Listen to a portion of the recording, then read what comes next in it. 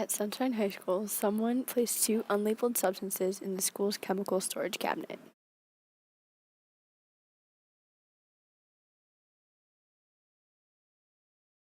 We were tasked to figure out which ionic compounds they were. Substance 1 was a white powdery substance with large particles, and it was sparkly and crystallized. The second substance was a fine white powder with a consistency similar to flour. We knew that the substances were ionic compounds, and we knew what ionic compounds were stored at the school, but we weren't sure which substances they were. First, we did a flame test to help determine the cation of the compound. Using a striker and natural gas as fuel, we lit the Bunsen burner. Then we soaked a Q-tip in distilled water and then rolled the moist Q-tip in substance 1. When we put the substance 1 Q-tip into the Bunsen burner's flame, the flame changed colors from blue to orange. Because the flame's color was orange and didn't correspond with any cations in the substances stored at Sunshine High School, we concluded that the substance 1 had no cation. Using a new moist Q-tip, we placed a sample of substance 2 into the Bunsen burner flame. When we put substance 1 into the flame's color changed from blue to lilac. The color lilac is produced by the cation potassium when the ionic compound's electrons are excited by an increase in energy, in this case, when the compound is heated. Next, we used different acids to test for the anions of the ionic compounds. The first of these acids test was the silver nitrate test. When silver nitrate reacts with iodide and chloride anions, it produces colored precipitates. If a precipitate was formed, then we could identify which anion was present in a substance. We filled the test tube halfway up with distilled water, then added a sample of substance 2 to the test tube and dissolved the substance in the water. Then we added the silver nitrate to the test tube. A white precipitate was produced in the test tube. A white precipitate is formed when silver nitrate reacts with chloride. Hence, substance 2's anion was chloride. Through our testing, we determined the cation to be potassium and the anion to be chloride. Potassium chloride matches one of the ionic compounds held at Sunshine High School. We've identified substance 2 as potassium chloride. Since substance 1 did not test positive for a cation, we tested for glucose using Benedict's reagent.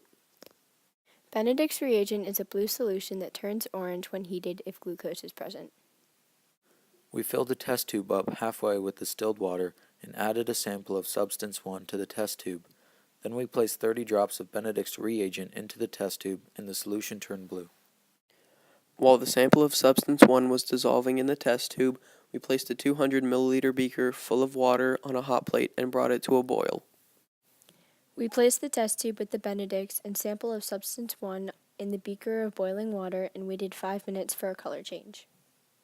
The reagent turned green with hints of orange. When orange and blue are combined, they create a green color. If more of substance 1 had been added to the reagent, a more apparent orange coloring would have been present. Since glucose was the only substance that would produce the color change seen in this test, we knew for sure that substance 1 was glucose. After we finished our test to determine the cation and anion of the substances, we needed to dispose of or store all the substances and chemicals we used.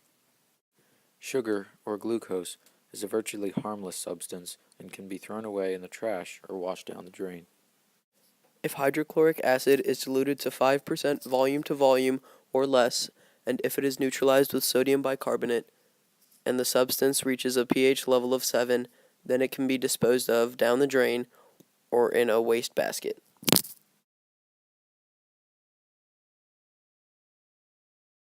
Potassium chloride is non-flammable, non-toxic, not corrosive, not reactive, and it dissolves in water. Hence, it can be disposed of down the drain.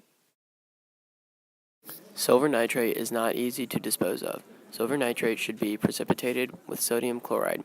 Neutralize the liquid with sodium bicarbonate and wash down the drain with water.